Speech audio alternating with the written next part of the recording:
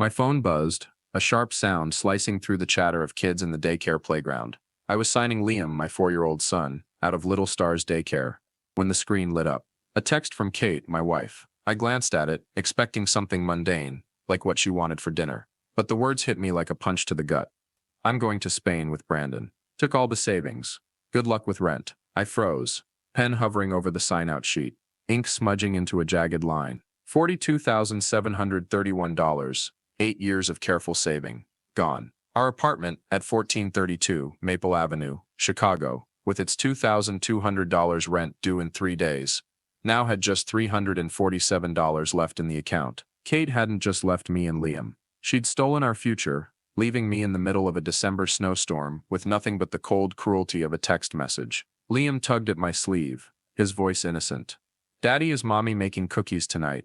I forced a smile, my heart twisting. How could I tell my son his mother had vanished, taking everything we'd built? I finished signing, my hand shaking, and typed back, "Thanks for letting me know." 3 words to mask the hurricane raging inside me. I wanted to scream, to smash something, but Liam's bright eyes held me back. I had to be strong, for him, for myself. Outside Little Stars Daycare, snow fell lightly, dusting the sidewalks. Parents hurried to pick up their kids, thick coats brushing past in the glow of streetlights. I held Liam's hand, walking toward our beat-up Honda, parked near the corner. He babbled about a dinosaur drawing he'd made, oblivious to the collapse of our world. I buckled him into his car seat, slid into the driver's seat, and watched my breath form clouds in the frigid air.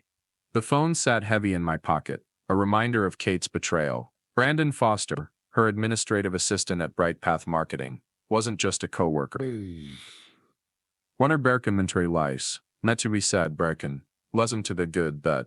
I'd seen the way she smiled at him, the way their eyes lingered at a company party. I'd told myself it was nothing, just friendliness. But now, the truth cut like a blade. I started the car, the engine's low rumble pulling me from my thoughts. "Where's Mommy?" Liam asked from the back, his voice full of hope. "She's on a work trip, buddy," I said, keeping my tone steady. "How about pizza tonight?" He nodded, his grin lighting up the car. My chest ached. Back at the apartment, I flicked on the light, its dim glow washing over the white walls and worn sofa. Liam ran to his corner, grabbing his dinosaur toys, while I sank into a chair at the kitchen table and opened my laptop. I checked our bank account, clinging to a shred of hope that Kate was bluffing. But the balance glared. $347.12. I called the bank, the representative's polite voice, offering no comfort. "Mr. Hayes, the transfer was made from a joint account. There's nothing we can do." I hung up, helplessness washing over me. Kate hadn't just taken the money, she'd planned it, leaving me powerless. Then my phone buzzed again. "Patricia, Kate's mother." "Nathan, what have you done to my daughter?" she snapped. "Kate says you're keeping Liam from her, even hitting her. Who do you think you are?" I was stunned. Kate wasn't just gone. She was spinning lies, painting me as a monster to her family. "Patricia, Kate took our money and ran to Spain with Brandon," I said, my voice trembling with anger. "Don't lie to me," she hissed, then hung up. I looked at Liam, playing happily on the floor, unaware of the storm his mother had unleashed. The truth weighed on me. Kate wasn't just betraying me. She was trying to ruin my name, to make the world see me as the villain. But she'd underestimated me. I opened the desk drawer, pulling out an old USB drive where we'd backed up shared files. Kate was always careless with her digital trails. I plugged it into the laptop, muttering to myself, "Kate, you're going to pay for this." The screen flickered, folders popping up, and I started digging. This wasn't just about the money anymore. It was about Liam, about truth, about me. I used to think Kate was my whole world, from the day she flashed that radiant smile in a Wicker Park coffee shop. 10 years ago, Chicago in the fall, golden leaves drifting across the sidewalk, and Kate sat across from me, her brown eyes sparkling as she talked about a book she'd just read. I was a 27-year-old freelance editor, swept away by her charm, a driven marketing assistant at Bright Path. We talked for hours, our coffee growing cold, and I knew I was in love. That night, I scribbled her name in the margin of a manuscript, like some lovesick kid. 6 months later, we stood by Lake Michigan, exchanging vows in the sunset, with just a few friends and her mother, Patricia, eyeing me like I wasn't good enough. "He's not up to her level," I overheard her whisper to a relative. But Kate squeezed my hand, and I believed our love could conquer anything. Our first apartment, a cramped place in Logan Square, was filled with laughter. We painted the walls pale blue, hung photos of us together, and dreamed of having kids. When Liam was born at Northwestern Hospital, I held Kate's hand, tears streaming as I heard his first cry. "He looks like you," she whispered, and I felt my life was complete. But that joy didn't last. Kate went back to work 3 months later, leaving me at home with Liam, juggling diapers and deadlines. I didn't mind. I wanted her to chase her dreams. But she started to change. Late nights at the office, strange charges on our credit card, a $200 dinner, a fancy bottle of wine she claimed were for clients. I asked, and she brushed it off. "Don't worry, it's just work." Brandon Foster showed up 2 years ago, when Kate got a promotion. "He's my new assistant, really sharp," she said, her voice a little too excited. I met him at a company party, tall, confident smile, always standing a bit too close to Kate. I felt a pang of jealousy, but told myself I was overthinking. Kate still came home, still kissed me goodnight, though those kisses grew colder. Patricia didn't help. Every visit, she criticized my lack of ambition, saying Liam needed a stronger father. Kate stayed silent when her mom spoke, and I felt the gap between us widen. One night, I saw a text on her phone, from an unsaved number. "Tonight, 8, Drake Hotel." My heart raced as I asked her about it. "Just a client, don't make a big deal," she snapped, avoiding my eyes. I wanted to believe her, so I let it go. Now, sitting in our dark apartment at 1432 Maple Avenue, the laptop's glow casting shadows on my face, I cursed myself for that naivety. The signs were obvious. Kate's weekend work trips, her phone always face down, the way she dodged questions about Brandon. I'd chosen to trust her, and the cost was $42,731. A broken home, and lies she spread to smear me. Patricia called me abusive, but I'd never laid a hand on Kate. She was the one who betrayed us, stealing everything, and leaving Liam with questions I couldn't answer. I glanced at the corner, where Liam slept, his dinosaur blanket draped over his small shoulder. Every happy memory, now cut like a knife, but they also fueled me. Kate thought she could destroy me, but she was wrong. I wouldn't let her ruin Liam's future. I opened an old folder on the laptop, where we'd stored shared bills and emails. Kate was careless with passwords, always using Liam's birthday. I typed it in, heart pounding. The screen loaded a list of emails, and I started scrolling. This was the first step to exposing her, to taking back what was ours. Kate had underestimated me, and I'd make her pay. Overnight, I went from a devoted father to a violent thug in my neighbor's eyes. As I stepped out of my apartment at 1432 Maple Avenue, Mrs. Susan, the lady downstairs, didn't offer her usual friendly nod. She turned away, fussing with her trash bags, but I felt the coldness in her glance. Kate's rumors had spread like wildfire. She didn't just steal $42,731 and abandon me and Liam. She'd spun a story that I was cheating, beating her, and keeping her from our son. Those lies, sharp as blades, cut into my pride. I walked into the corner grocery store, a place usually filled with smiles and small talk.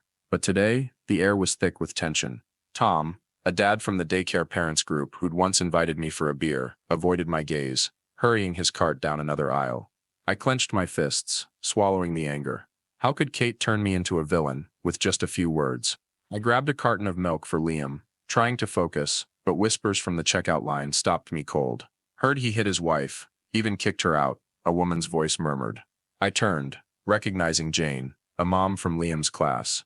She fell silent when she saw me, but her judgmental stare lingered. I paid and left, the grocery bag heavier, not just from the milk, but from the injustice weighing me down. Back home, I checked my phone, spotting a notification from the daycare parents group chat, a post, anonymous, but clearly Kate's. "Nathan Hayes won't let me see my son. He's cheated and violent.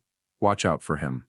It had dozens of comments, from pity for Kate to attacks on me. I wanted to smash the screen, but Liam was playing in the corner, humming a dinosaur song. I couldn't let my son see his dad crumble. My phone buzzed, Patricia's name flashing, Kate's mother. I took a deep breath, bracing myself. "Nathan, you're despicable," she snapped the moment I answered. "Kate told me everything. You're keeping Liam from her, even hitting her. You think you'll get away with this?" My nails dug into my palm, the pain grounding me. "Patricia, Kate took our savings and ran to Spain with Brandon," I said, my voice trembling with rage. "She's lying to cover her affair." But Patricia cut me off. "Don't make up stories. Kate sent me your texts, threatening to hurt her if she comes back. I didn't raise my daughter to be bullied." She hung up, leaving me in suffocating silence. Kate wasn't just lying. She was faking texts, painting me as a monster to her mother. I sank onto the couch, my mind reeling. Each accusation was a hammer blow to my dignity. The next day, when I dropped Liam off at daycare, his teacher, Miss Sarah, gave me a strange look. "Liam's been a bit down today," she said, her tone hesitant, like she feared I'd snap. I felt my self-respect trampled. Me, the guy who stayed up reading bedtime stories, who wiped Liam's tears when he fell, was now seen as a threat. I wondered, had I been wrong to trust Kate for so long? Had I been blind to let her manipulate my life? But then I saw Liam, waving at me from the playground, and I knew I couldn't give up. Kate could fool the world, but she wouldn't take the truth from me. I scrolled through my contacts, landing on Justin Carter, an old friend who'd worked with Kate at Bright Path Marketing.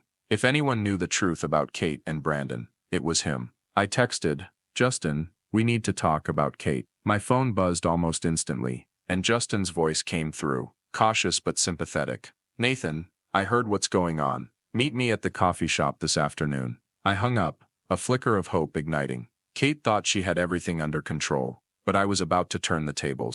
I never imagined I'd have to wrestle my son from his own mother right outside the daycare gate. That afternoon, Chicago's sky was a heavy gray, a cold wind whipping through the playground at Little Stars Daycare. I arrived early, waiting for Liam by the fence, still haunted by Kate's lies. She'd convinced the neighborhood I was a violent cheat, and every glance from other parents felt like a needle in my pride. When the bell rang, kids poured out, and Liam ran to me, his smile bright with a new dinosaur drawing in hand. I knelt down, hugging him, the only warmth in the storm of my life. But then a sharp voice cut through. "Liam, come to mommy." I looked up, and there was Kate, a few steps away, her red coat stark against the gray day, her eyes cold as steel. The crowd of parents started whispering, phones raised to record. "Kate, what are you doing here?" I asked, keeping Liam close. She stepped forward, her voice loud and theatrical. "You have no right to keep my son from me. You're a violent man, Nathan. Everyone here knows it." My blood boiled, but I forced myself to stay calm. "You took our money and ran off with Brandon," I said, my voice low but firm. "Stop the act." Kate smirked, turning to the crowd. "Hear him lie. He hit me, threw me out, and won't let me see Liam." A few parents nodded, their judging eyes fixed on me. Liam clung to my leg, his voice trembling. "Daddy, I want to go home." I patted his head, my heart aching. "Kate, leave now," I said, gripping Liam's hand tighter. But she lunged forward, trying to yank Liam from me. "He's mine," she screamed, shoving my shoulder hard. I stumbled back, my back slamming into the iron fence, pain shooting through me. The crowd gasped, some shouting. I held on to Liam, refusing to fight back, though anger roared in my chest. Kate grabbed Liam's jacket, pulling so hard he cried out. "Let him go," I yelled, my voice echoing across the yard. Mrs. Linda, a daycare worker, rushed over with another parent, pushing between us. "That's enough," Linda shouted. Kate released Liam, her eyes blazing with hate, then stormed off, leaving my son sobbing in my arms. The crowd kept filming, their whispers like a swarm of bees. I hugged Liam, soothing him. "It's okay, buddy. Daddy's here." He sniffled, his face buried in my shoulder. Mrs. Linda looked at me, her eyes a mix of concern and sympathy. But the crowd was different. I heard someone mutter, "What did he do to make her that mad?" Helplessness flooded me, like the world was against me. I walked Liam to the car, buckled him in, and sat for a moment, my hands gripping the steering wheel. Kate didn't just want our money. She wanted Liam and my reputation. But today, with my son crying in my arms, was the last straw. I couldn't let her manipulate us anymore. Back at the apartment, I put on a cartoon for Liam, then opened my laptop. Kate could fool the neighborhood, but she couldn't hide the truth forever. I texted Justin again. "This afternoon, I'll be there. I need everything you know about Kate and Brandon." I glanced at Liam, smiling at the TV, and promised myself, "Kate, you've gone too far. I'll find the proof, and you'll pay." Every email, every receipt was like a piece of a puzzle revealing Kate's true face. It was late at night, the apartment at 1432 Maple Avenue cloaked in silence, with only the blue glow of my laptop screen lighting my face. Liam was fast asleep in his room, his dinosaur blanket tucked over his small shoulders, but I couldn't rest. The anger and pain from Kate's betrayal, from the lies she spread to smear me, still smoldered in my chest. She didn't just steal $42,731 and abandon us to run off with Brandon Foster. She turned me into a violent monster in the eyes of the neighborhood. But I wasn't the type to give up. If Kate thought she could destroy me with a few fake texts and a social media post, she was dead wrong. I clicked open an old folder on a USB drive where Kate used to store our shared files. She was always careless with passwords, and I knew I had a chance to turn this game around. I started sifting through files, eyes glued to the screen, heart pounding with every mention of Kate's name. A hotel receipt popped up, from the Drake Hotel, 3 months ago, $350 for one night. Kate had said it was a work trip, but the name on the receipt was Brandon Foster. I clenched my fist, nails digging into my palm, but I kept digging. A chain of emails between Kate and Brandon appeared, from her work account at Bright Path Marketing. Meet me at the bar, 9 p.m. One message read, with a heart emoji. My stomach churned, but I didn't stop. Each line was a knife to the heart, but also a bullet I could fire back. I saved everything to a new folder labeled Evidence, determined not to miss a single detail. But these files weren't enough to expose Kate to the world, to prove she was the liar, the betrayer. Yeah. My phone buzzed, a text from Justin Carter, the old friend I'd contacted earlier. Nathan, I've got something you need. Meet me at the coffee shop at Clark and Belmont, 3 p.m. I replied instantly. I'll be there. Justin had worked with Kate and Brandon, and if he had information, it could be the key I needed. I turned back to the laptop, continuing my search, until an email from an unfamiliar address caught my eye. It was from a former colleague of Kate's, someone who'd left Bright Path 6 months ago. Subject: Kate and Brandon. I opened it, and an attached file began downloading. A video. I clicked play, my heart racing. The blurry image sharpened. Kate and Brandon in the Drake Hotel lobby, laughing, hand in hand. They stepped into an elevator, and as the doors closed, Brandon pulled Kate into a kiss. I felt like I was choking, the pain of betrayal flooding me, but at the same time, a spark lit in my mind. This was undeniable proof. I replayed the video, watching every second, torn between agony and resolve. Kate, the one who called me violent, who faked texts to fool her mother, was exposed. I saved the video to my hard drive, backed it up to the cloud, making sure it was secure. Part of me wanted to send it to Patricia right then, to show her who her daughter really was, but I held back. I needed to use it at the right time, in the right way, to leave Kate with no way out. I checked the clock, nearly midnight. The apartment was quiet, only the soft hum of the laptop fan breaking the stillness. I leaned back in my chair, feeling like I'd just run a marathon, but this was only the beginning. This video could change everything, but I needed more, proof of the money she took, of her plan to flee. The meeting with Justin this afternoon would be the next step. He knew Brandon, knew how Kate operated at Bright Path. If he had more information, I'd have enough ammunition to take on not just Kate, but Patricia, who'd swallowed her daughter's lies without question. I thought of Patricia, her smug voice on the phone, and resolved to set the record straight. She needed to see Kate, wasn't a victim, but a manipulator. I opened a new email, drafting a message inviting Patricia to the apartment this weekend. I'd show her the video, not for revenge, but to break her alliance with Kate. If Patricia flipped, Kate would lose her biggest defender. I glanced at Liam's room, where he slept peacefully, unaware of the storm his mother had unleashed. Every move I made was for Liam, for my son's future. Kate thought she'd won, but she didn't know I'd changed. I wasn't the naive Nathan, who ignored the signs of her betrayal anymore. I was a father who'd fight to the end. I shut the laptop, but my mind kept racing. This afternoon, with Justin, I'd find another piece of the puzzle. And this weekend, with Patricia, I'd start turning the tables. Kate, you made a mistake underestimating me. I invited Patricia over, not to make peace, but to show her who her daughter really was. That afternoon, my apartment at 1432 Maple Avenue had never felt so stifling. The simple living room, with its worn sofa and scratched coffee table, became a silent battlefield as Patricia walked in. She wore an expensive wool coat, her eyes haughty, as if I were the guilty one. I offered her a seat, keeping my voice steady, but my heart pounded. Patricia had bought Kate's lies, calling me violent, accusing me of keeping Liam from her. But today, I had the video, the receipts, and the truth. I set my laptop on the table, its screen dark, like a bomb waiting to go off. Nathan, I'm here because Kate asked me to. Patricia began, her tone icy. She says you're trying to ruin her reputation. You think you can fool me? I took a deep breath, swallowing my anger. Patricia, Kate took $42,731 and ran to Spain with Brandon.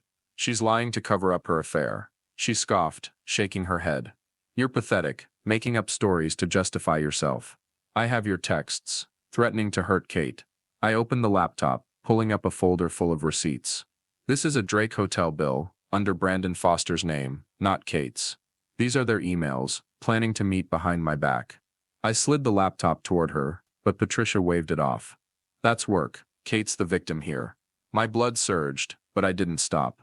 I clicked on the video, and images of Kate and Brandon in the hotel lobby appeared, hand in hand, then stepping into an elevator, sharing a kiss. Patricia froze, her eyes glued to the screen. That's edited, she shouted, but her voice wavered. I slowed the playback, letting her see every detail. Kate's smile, Brandon's hand on her waist. Patricia fell silent, her lips pressed tight, her face paling. Kate lied. Patricia, I said, my voice low but sharp. She's not a victim. She stole our money, abandoned Liam, and slandered me to cover it up. Patricia looked at me, her eyes welling up, but she still tried to hold firm. She's my daughter.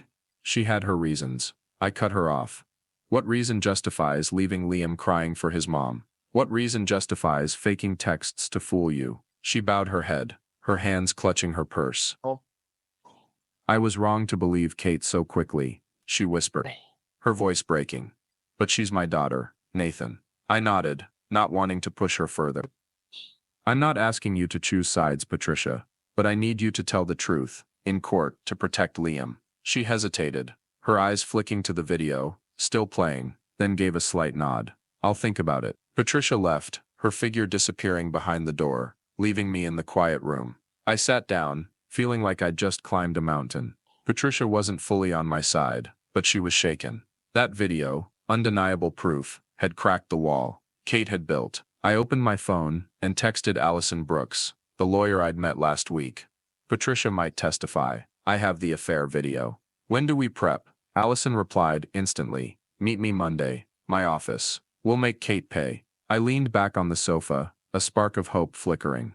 Kate thought she controlled everything, but I was taking back the reins. Liam was still asleep in his room, and for my son, I wouldn't stop. When Brandon called, I thought it was a mistake.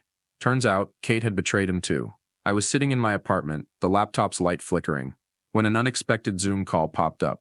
The name Brandon Foster on the screen stunned me. I hesitated, then accepted, and his face appeared, tired, his eyes bitter. Brandon was in Spain, a hotel room with white curtains in the background. I clenched my fist, unsure if I was ready to hear anything from the man who'd torn my family apart. Nathan, I know you think I'm the enemy. Brandon started, his voice hoarse. But Kate screwed me over too. She promised to split the money, but now I know she's hiding another account. I narrowed my eyes, staying calm. Why should I trust you? Brandon gave a bitter laugh. Because I lost everything too. Kate's not worth protecting.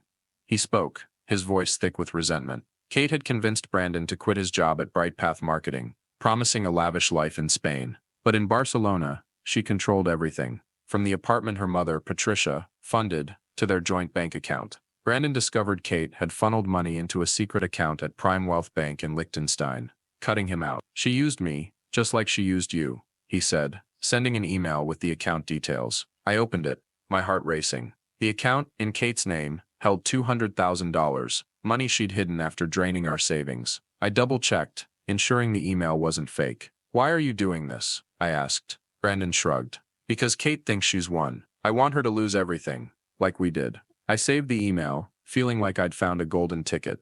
That $200,000 was proof not just of Kate's betrayal, but of her long-term scheme. With the affair video and this, I had enough to bury her in court. I texted Allison Brooks right away. Got Kate's secret account, $200,000 in Liechtenstein. From Brandon. Allison replied, perfect. Send it over, we'll lock her down. I forwarded the email, the thrill of victory within reach. Brandon, the guy I'd once wanted to punch, was now an unexpected ally. Kate had dug her own grave by betraying the man she'd chosen. The call ended, and I sat in the quiet apartment, staring out the window. Chicago's streetlights blinked, reminding me the fight wasn't over. But now, with Patricia wavering and Brandon handing me ammunition, I was stronger than ever. I thought of Liam, dreaming of dinosaurs, and promised myself I'd give my son the future he deserved. Kate was about to face me in court, and I was ready. I opened my laptop, starting notes for Allison, each word a step toward justice. Kate, You were wrong to think you were untouchable. I stood in front of the mirror, telling myself this wasn't just a trial. It was my chance to reclaim my dignity. My reflection looked haggard, eyes shadowed from sleepless nights. But they burned with resolve. Kate had stolen $42,731, abandoned Liam, and branded me a violent thug in the eyes of our neighborhood. But now, with the affair video, a hidden $200,000 account, and Patricia wavering, I had a shot to turn it all around. I put on a crisp white shirt, knotted my tie, and prepared to meet Allison Brooks at her law office at 500 N Michigan Avenue, the heart of Chicago. The towering building, with its marble floors and professional air, filled me with both nerves and hope. Allison, with her neatly trimmed hair and sharp eyes, greeted me in a small conference room, documents spread across the table. "Nathan, we have everything we need," she said, her voice confident. "But Kate's lawyer won't go down easy. You ready?"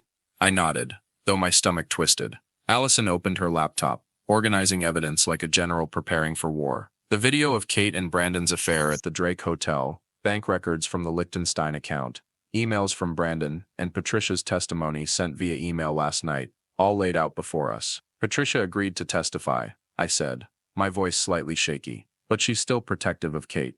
Allison nodded. "That's enough. Her testimony will back up the video and the account. The judge will see Kate for the liar she is." We reviewed the video, each frame stabbing at my heart, but I didn't let emotion take over. Allison rehearsed my testimony, urging me to stay calm as I recounted how Kate drained our savings, spread rumors, and tried to take Liam at the daycare. "Don't let Kate's lawyer bait you," she warned. "They'll try to make you lose your cool." I worried about the judge's reaction. What if they thought the video was fake? What if Kate spun more lies? Allison sensed my tension. "Nathan, you have the truth. That's the strongest weapon." I nodded, but the pressure weighed heavy. As we sorted documents, Allison's phone buzzed. She read a text, then looked at me. Kate just landed in Chicago. She might show up at the trial. My heart raced. I'd prepared to face Kate through her lawyer, but seeing her in person, the woman who was once my wife, was a different challenge. "She'll try to put on a show," I said, my voice dry. Allison put a hand on my shoulder. "Let her perform. We have the evidence." We spent the afternoon practicing. I recounted the story, from Kate's text, while I was picking up Liam, to the daycare scuffle, to the night I found the video. Each retelling made me feel stronger, as if the truth was building a wall around me. When I left the office, Chicago's sky was dark, city lights reflecting on the river. I went home, hugged Liam as he slept, and whispered, "Dad's going to make things right, buddy." Tomorrow I'd walk into court, not as a victim, but as a man seeking justice. Kate thought she could manipulate everyone, but I was ready to face her. With Allison, with the truth, and with myself. When Kate walked into the courtroom, her eyes no longer held their old arrogance. The Chicago courthouse was solemn, its polished wood walls and rows of seats filled with spectators, local reporters, a few acquaintances, and Patricia sitting quietly in the corner. I sat beside Allison, my hands clenched, fighting to stay calm. Kate, in a deep blue dress, tried to project confidence, but I saw her hands tremble as she sat with her lawyer. She'd stolen our money, abandoned Liam, and spread lies to ruin me. But today, the truth would speak. Allison whispered, "Stay focused, Nathan. We've got this." I nodded, my heart pounding as the judge, a stern middle-aged man with piercing eyes, banged his gavel to start. Allison stood, her voice clear and commanding. "Your Honor, Kate Sullivan withdrew $42,731 from a joint account, abandoned her son, and slandered her husband to conceal an affair." She played the Drake Hotel video, images of Kate and Brandon filling a large screen. The audience murmured, reporters scribbling frantically. Kate bowed her head, but her lawyer, a sharp blonde woman, countered.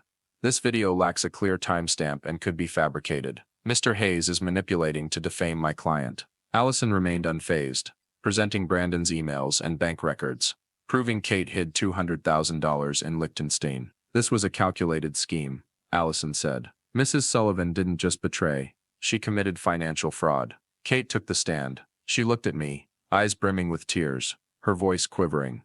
"Nathan made it all up to keep Liam. He's violent, threw me out." I gripped my hands, but Allison signaled me to stay silent. The judge demanded evidence, and Kate's lawyer produced fake texts, ones I'd never sent. Allison fired back, presenting a technical analysis, showing the texts were created on Kate's phone.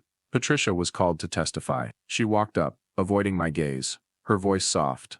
"I believed Kate at first, but I saw the video. She lied." The audience went silent, reporters jotting furiously. Kate stared at her mother, her face paling, as if betrayed. The judge requested to review the video. He watched intently, expressionless, then turned to Kate.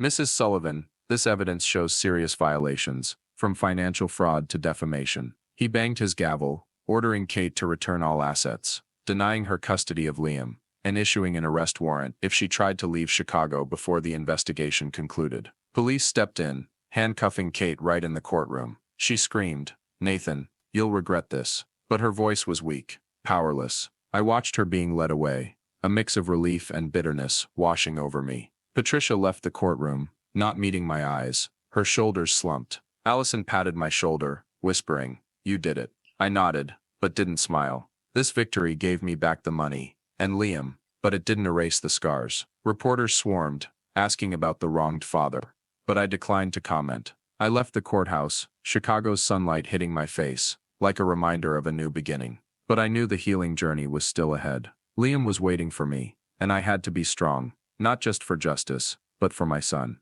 Kate had paid her price, but I needed to rebuild our lives, one step at a time. When news about Kate spread, I was no longer the violent thug in everyone's eyes. My new apartment at 2750 Lincoln Street, Evanston, was where Liam and I started fresh. The small but cozy space, with soft light streaming through the windows onto cream-colored walls and a new sofa, felt like home. In the days after the trial, I sensed a shift.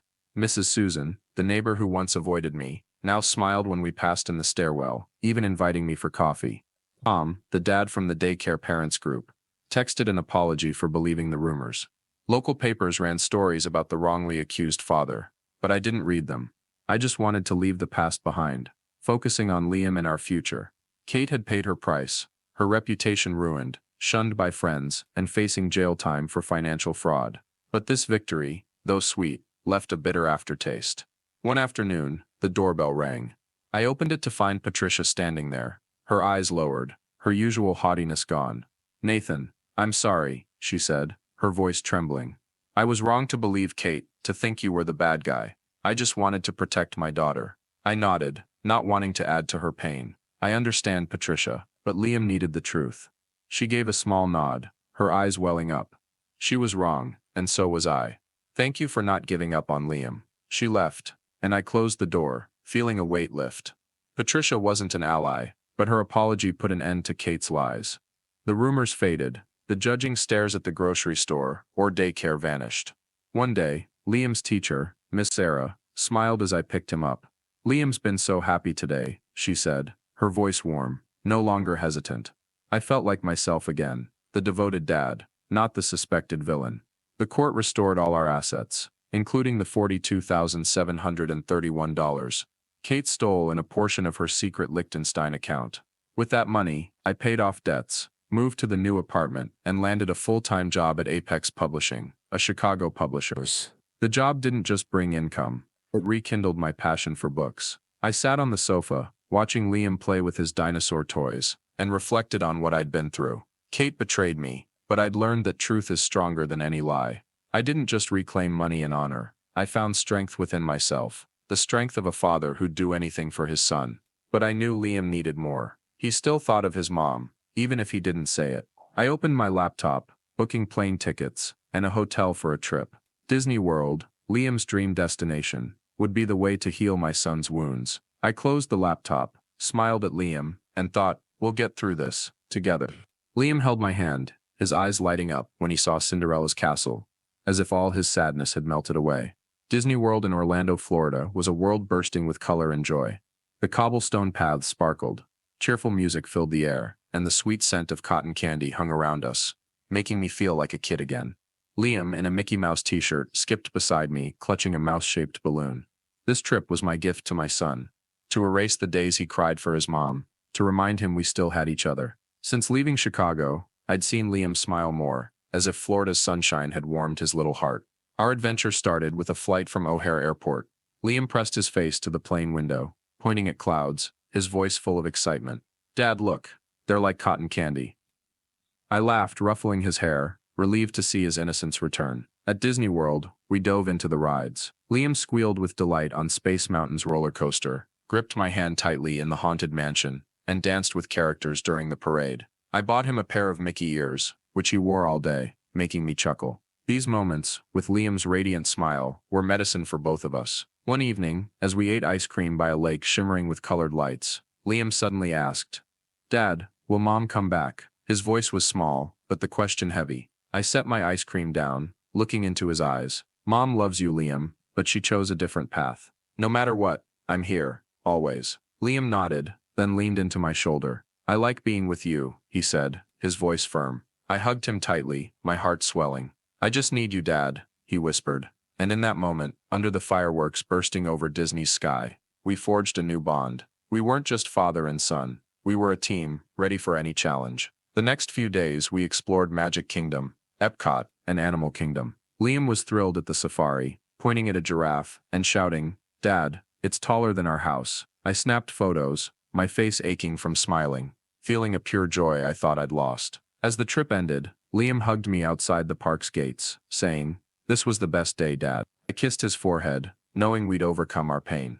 Kate may have abandoned us, but she couldn't take our love or strength. Back in Evanston, I sat in our apartment, opening my journal. I wrote about our journey, from the day Kate texted she was leaving, to the daycare scuffle, to the courtroom victory, and the Disney World trip. I ended with, "Truth is the strongest weapon, and love is the reason to fight." I looked at Liam, sleeping peacefully with his stuffed Mickey, and felt at peace. We'd rebuilt our lives, not just with justice, but with moments of love. Thank you all for following my and Liam's story. If this moved you, please hit the like button, subscribe to the channel, and turn on notifications so you don't miss more meaningful stories. Your support keeps me going.